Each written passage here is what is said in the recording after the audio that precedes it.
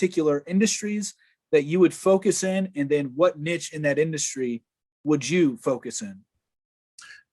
Yeah, well, the most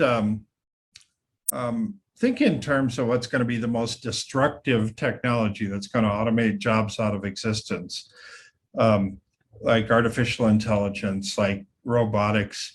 Those are the things that I would actually focus on, because those are the ones that are going to lend themselves to the new industries. We're going to use that technology not to just disrupt existing business, but to create future business. And so if you think of, I use this kind of crazy example of driverless cars. If you think of somebody that wants to start a speed dating business with driverless cars, where two strangers actually get into a car and then they speed around and it's actually speed dating.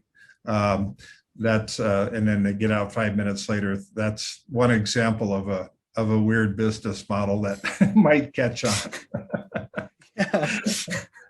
I'm sure we're going to see a lot of weird things like that. Like you also, like one thing, a job that you envisioned may come to fruition one day is the God globe, somebody having to control the God globe. Could you maybe go into detail because you even brought up like there's things that we can't predict, such as there's to a certain degree, we can predict hurricanes, human nature, all these things. But with the convergence of data on a mass scale, as we're going to see, you think that we're going to have this God globe and there's going to be people controlling it, which, sorry, going to be kind of a compound question here. But also when you were talking about the superhumans, you said countries may fight each other for who's going to have the best humans.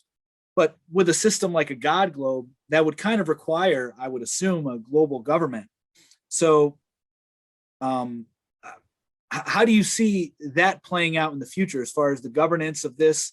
And yeah, so let's dive into this on a smaller scale, just a citywide system. And very soon, cities will have drones flying overhead on a regular basis that are mapping out the city.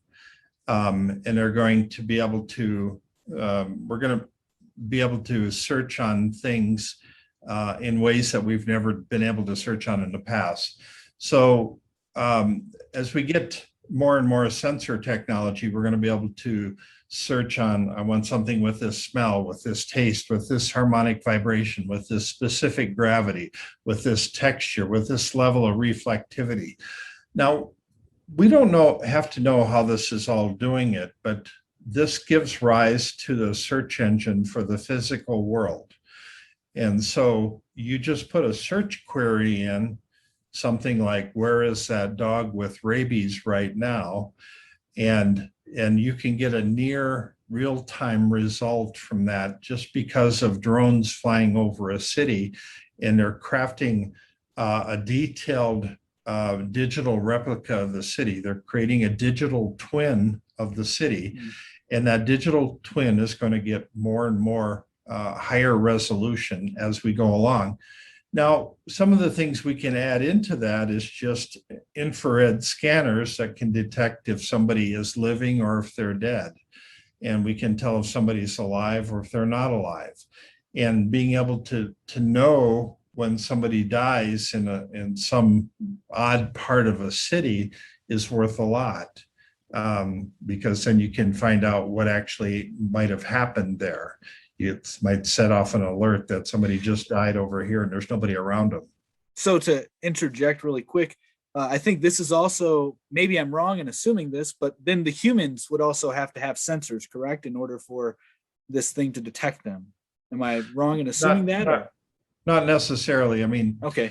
I think as infrared technology improves, we're going to get to a point of being able to do an infrared fingerprint of every living being on the planet. And so infrared technology is pretty sloppy right now. You can't tell the difference between a human and a cow, as an example, or a human and a dog or a deer. In the future, I think you'll be able to actually identify what kind of creature or person that is. And so then you'll be able to remotely monitor things. Now, there's naturally all kinds of things that can go wrong. This opens the door for all kinds of intrusions into our life that we just don't want. We need some level of privacy. And I explained this to people that a lot of people are radical transparency advocates. They think that if we know everything about everybody, that we're suddenly going to live in a much safer world. But see, if I know everything about you, then I know what your bank account numbers are, what your credit card numbers, what your passwords are. And suddenly we lose our ability to own things. And so we need a privacy bubble around every person, but that privacy bubble has not been defined legally. It hasn't been defined technologically. And as technology evolves, each time we try to put some boundaries around what that looks like, it continues to shift and change with the technology.